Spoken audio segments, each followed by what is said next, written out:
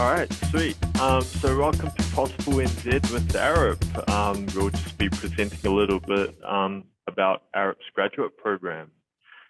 So, oh, blasted, bro. Oh, there you go. Yeah, so my name's David. I'm a graduate geotechnical engineer, graduated from University of Auckland in 2020, studying civil engineering, focusing mainly on the geotech subjects, but just dabbled in quite a few others like transport and structures. So my job title is the dirt and rock engineer. So go out there, touch dirt, look at rock. Outside of work, some of my hobbies include gaming like Apex Legends or League of Legends, and collecting shoes and watching anime. Hey guys, I'm Kaveesha. I am a structural slash rail engineer at Arup, and I finished uni at the University of Auckland at the end of 2020, and then I started up here straight after.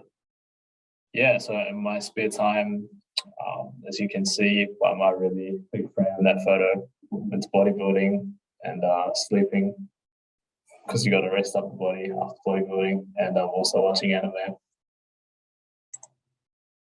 Cool. I'll give you guys a little bit of background about Arup. So we are a pretty worldwide company with 36 offices, as you can see on this map here. In New Zealand, we started up around 1996, having a presence here in 1996. Which is about over 25 years ago, and the official office was started up in 2015.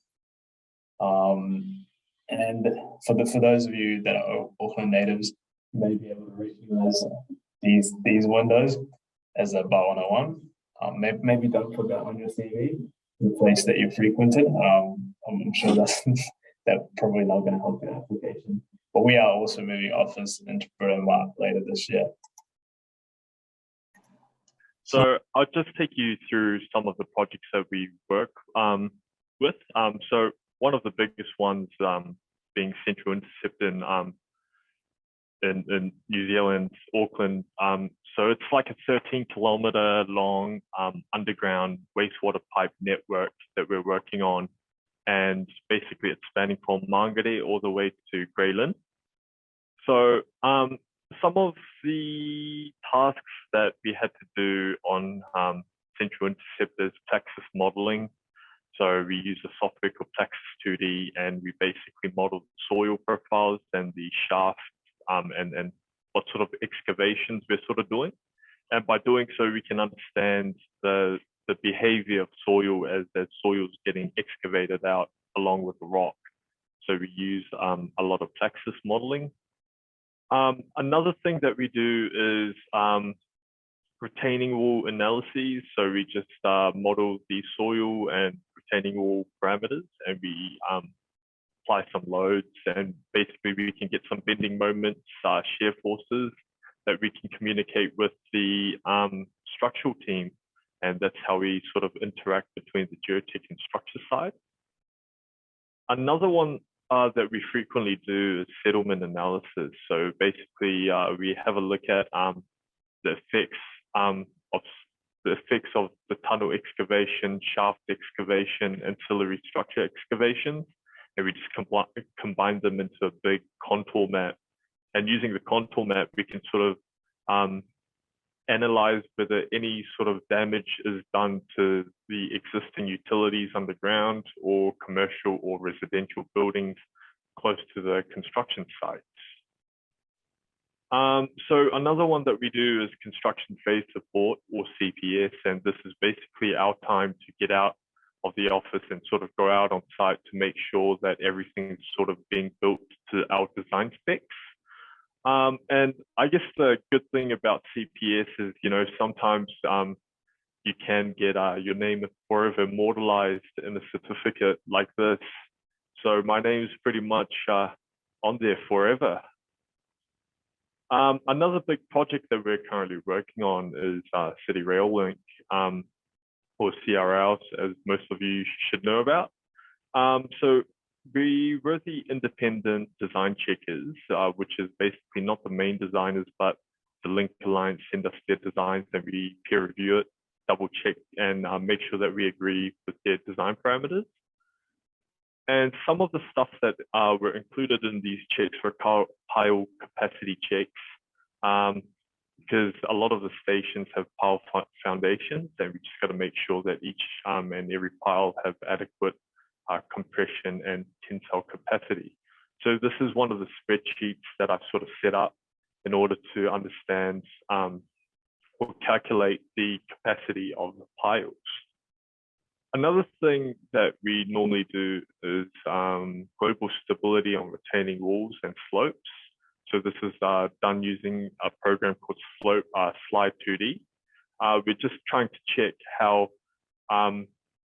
erecting a retaining wall affects the soil around it and seeing whether it'll fail around the retaining wall. So these are some of the checks that we do.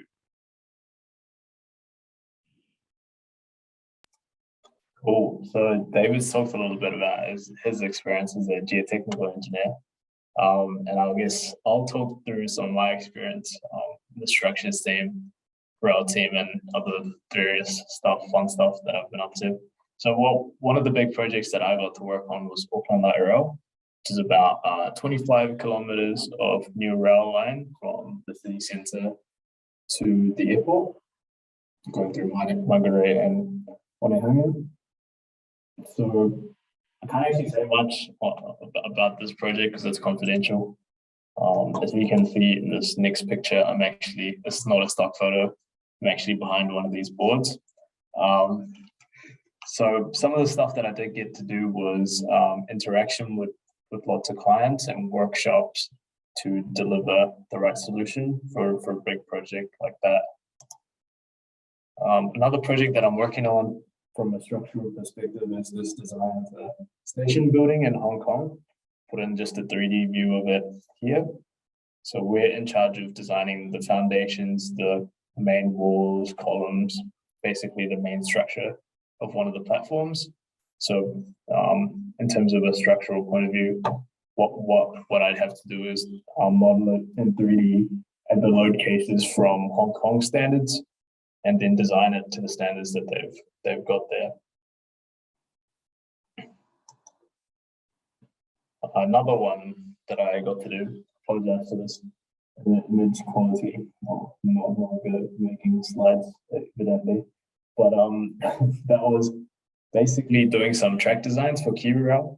So KiwiRail is upgrading some of their rail lines all over New Zealand, and they've asked us to basically do an alignment design to make sure that we're not offsetting the new rail too far from the old rail, so we can minimize cost and save sort of the project costs.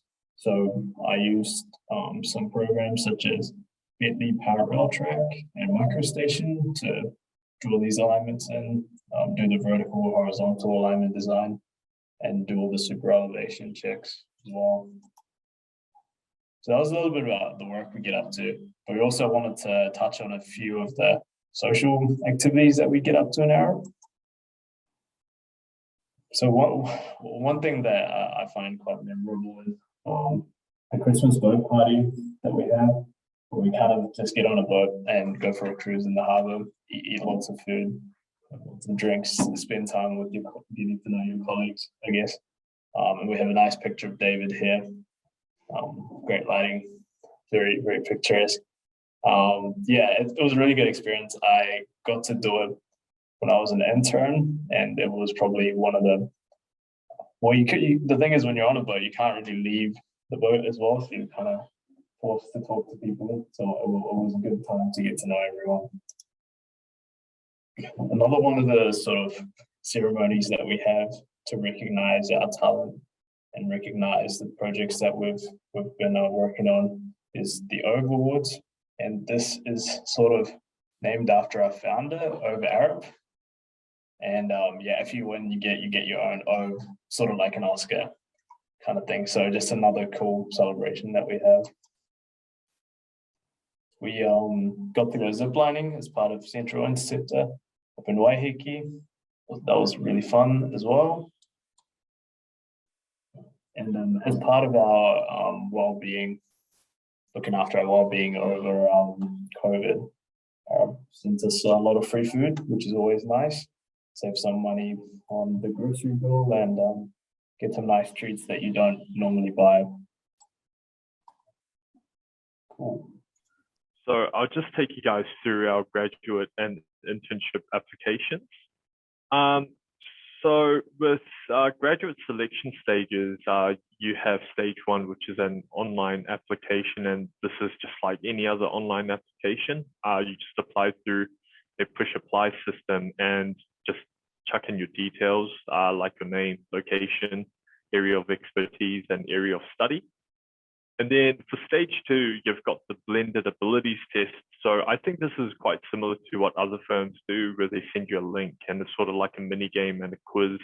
And basically this is to test for broad-mindedness and independent thinking, delivering quality and teamwork, interpersonal communication and trust, adaptability and resilience, and general reasoning.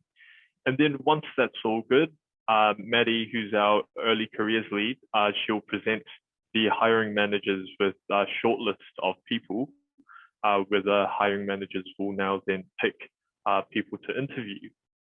And then the stage four is just interviews, pretty straightforward. It takes place over a 2-week period. So during this period, you might get called in for an interview, and that's where you do your interview. And if you do everything all good, then you'll get a verbal offer from HR, followed by a written offer from People and Culture, or P&C.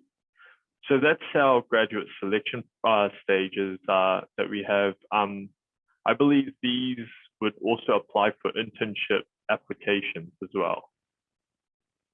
So at the moment, our graduate application dates are closed, but I've been told that we might be opening it up mid-year, so like June, July-ish again. So it's quite important for you guys who are interested to apply through the graduate expression of interest forms, and basically it'll notify you once the dates or any significant opportunities rise up. So we've got the summer vacation open dates coming up around July and August. It hasn't been confirmed yet, but it's likely to be around that time. Same as that, you can also apply for the expression of interest forms for the internship as well. So that'll just get notify you once those dates and any other significant milestones pop up. So just some tips and tricks, I guess, for general interviews and applications is knowing the dates. A lot of people, they sort of focus a bit too much on the smaller, finer details that they forget about the basic, easy ones. So just make sure you write down all your dates, interview dates, application close dates, and open dates, and just make sure you're aware of those dates at all times. Another one is adding a cover letter with your CV, and just make sure that you tailor the cover letter to the firm and get someone to proofread it, because there have been times where the cover letter is addressed to a different firm when you're applying for another firm, which is definitely not a good look. Again, research local and global projects in your field of interest for the companies that you're applying for. This will give you, I guess, a bit of a head start in terms of your interview process. When things sort of get dry, you can sort of bring these projects up and just ask a bit more about it. Just shows that you're keen to learn. And finally, just remember to be yourself at all times, to be honest.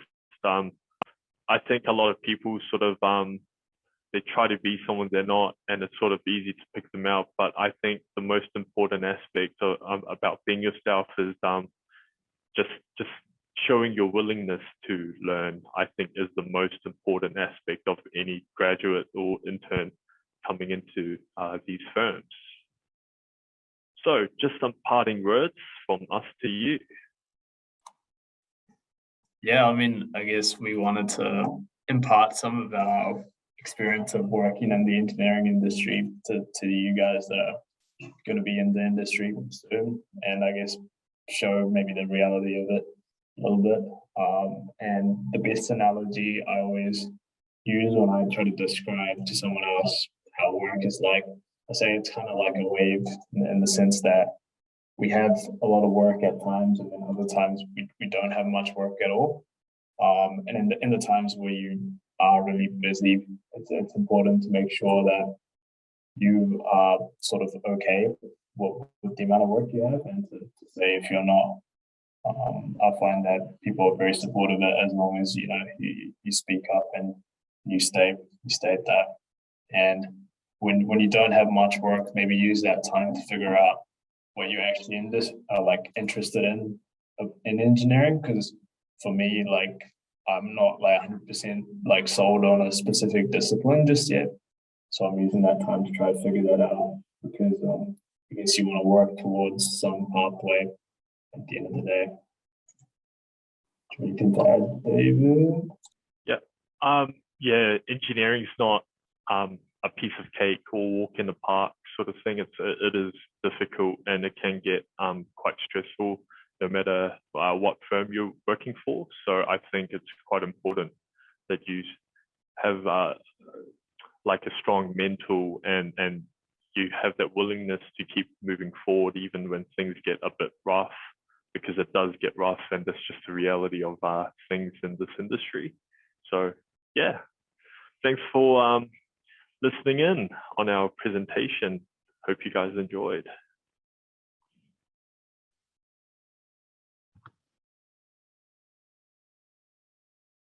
Thanks, guys. There's one question that came through as well, bit of a yes or no question. Do you have any graduate program opportunities for quantity surveys? I think in New Zealand, I don't recall seeing a quantity surveyor, but I think they might do in Australia offices. So that might be like Sydney or Melbourne. But if you do apply, even in New Zealand, I think there is an opportunity to transfer to these overseas offices. But New Zealand specifically, not too sure. All good. Thanks for sharing. Oh, well, great to meet you both. And yeah, thanks for the presentation. And, thanks for coming along today. Super insightful.